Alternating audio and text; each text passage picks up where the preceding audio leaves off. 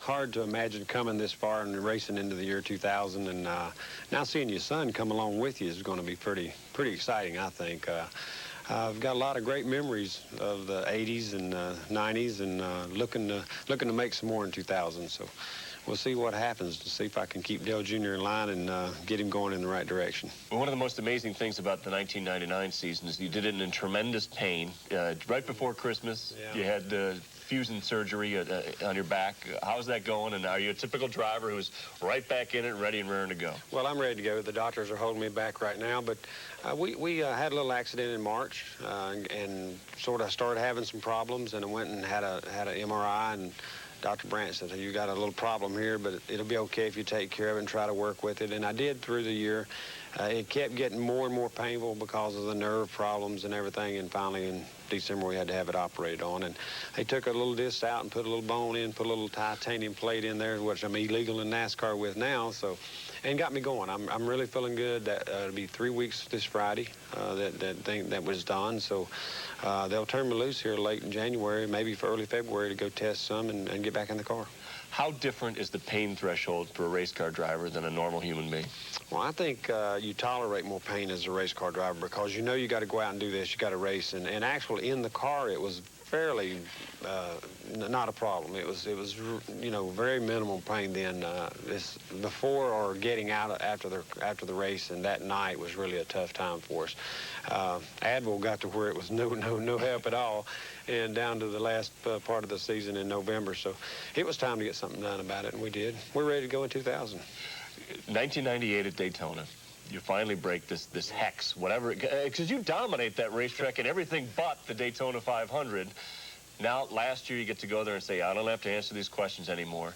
Now, this year, how different is it going to be this year? Now, you get to 1 year where you don't have to answer the questions anymore, and now you want to win the entire series again this year. Well, you want to start out by winning the Daytona 500. Of course, it's the biggest race of the year, I think, and if you can do that and set the tone, you know, set the pace for the season, I think you can go in and have a good year. Our season didn't really go that well to start off with last year. We had a good Daytona race. We ended up sacking again for some reason. But anyway, the season didn't really kick off until about May, and our team really started turning the corner. We got a lot more competitive. So I want to start out great and stay that way. And with the 2000 Monte Carlo, maybe that'll be the case, that we can put this season together. Kevin Hamill and all the guys at RCR and Good Wrench Racing has done a great job. I think our winter plans and the hard work they're doing. Matter of fact, they've been testing down at Talladega already without me, but they seem to feel good about what they're seeing, and I'm staying on top of that. But still, I think if we start out with a win at Daytona, we can keep the momentum up and go through the year. You know what's strange for people in other sports? It always builds to the championship, whether it's the Super Bowl or the World Series or whatever. Daytona is it. It is it. What was that like to finally be the king of Daytona? Like I said, you win the Busch Clashes, you win IROC races there. I won so many races there. Just could not understand why you couldn't win the Daytona 500. Why do you run second? Why does the tire blow the last lap? You run out of gas, 10 to go, or whatever. And finally to win it, it makes you feel so good, and you know you can win that race. But, I mean, I knew I could win it before. After the race with all the people congratulating me, that was just tremendous to let me know that they were excited about me winning it. But to go down there every year and not win it, but then you win it, and then you go back and run second again the next year, you say, well, man, I can do this. I've done this. Now I got to win it again. So we're going into Daytona, and hopefully we can win another Daytona 500. And Dale Jr. maybe can run second. Steve Park right there with us, and Skinner and the rest of the guys. I've got quite a group now with Dale Jr. and Mike Skinner and Steve Park and myself, sort of not teammates, but yet we are teammates. We work together with Richard Childress and Dale Earnhardt Incorporated to make our teams and our cars the best we can. So we really try to look out after each other and try to help one another. So who gets to win? It should be me. I'm the senior exec, so I figured you'd say that. I should be the guy on top. You're known as the Intimidator. I mean, is that the kind of thing that... Where did that come from? Where did that style come from? Mid to early 80s, actually. We was racing hard, door to door with everybody, and it was really a little more tougher to race then than it is today, as far as you had to get in there and get after it. Every corner, it was side-by-side racing. The cars have gotten more technical and aerodynamical, and there's such an aerodynamic edge now that the wind plays such a big part of it. The guys don't want to get side-by-side, and they don't want to get close. If they do get side-by-side, they back off, they get back in line, this kind of thing. Back then, it was side-by-side racing. It was close racing, door-to-door, every lap, and you just had to do what you had to do to win. You know, one of the things that was most gratifying for you as we end the 20th century and going into the 21st was that you were voted right behind David Pearson in Sports Illustrated, but ahead of the king, Richard Petty. I was surprised, actually, impressed and surprised and really proud to be in that group.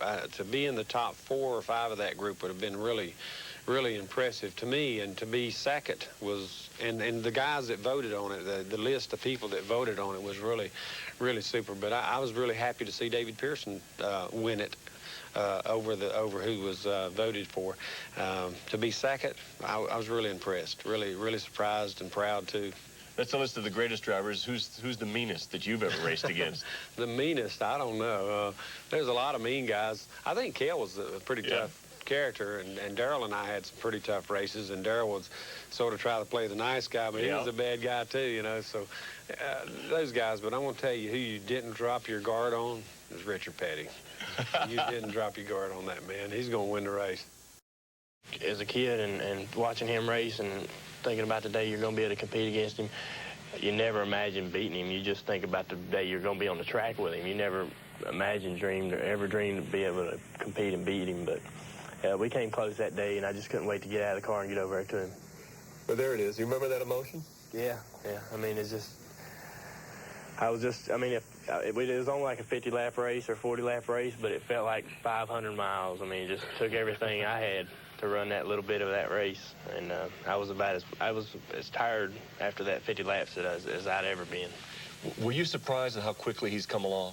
That he was able to run, and if you hadn't nudged him out of the way there, he'd have won that race, an IROC race in June. And I didn't nudge him out of the way. We were side by side. I thought it showed a lot of patience on his part. At the mid part of that race, we had gotten to the front together and we're working well together, and he was behind me, and I was hoping he would stay in line, and I was sort of motioning for him too several times, and we worked together well, and I knew it'd come down to the end and go for it, you know, and we'd race side by side. I was really racing Mark Martin for the points. I was wanting to try to log all the points I could. And I was hoping at that race I could put Mark away. You know, Mark have a bad finish, I have a good finish.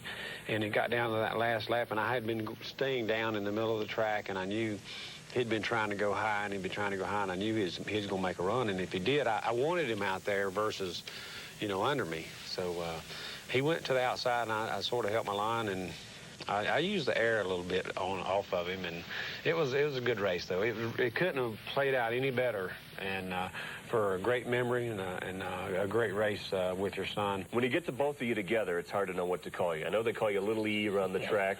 What name is appropriate when you're around that doesn't bug you? Most people call me Junior. That's pretty much. What do you call him? Dale Jr. What do you call him? Dad most of the time. That normally gets me a whole lot further than anything else. How difficult is it to watch? Because you're you own the car, and to separate the two between you want your son to do well, but you want to succeed in the car. I'm very proud of what's going on and what's taking place, and seeing him in the car and seeing him in Winston Cup racing now. I enjoy it. I get into it. Being a racer and being a part of racing and seeing him get into it and grow into it, I get into it.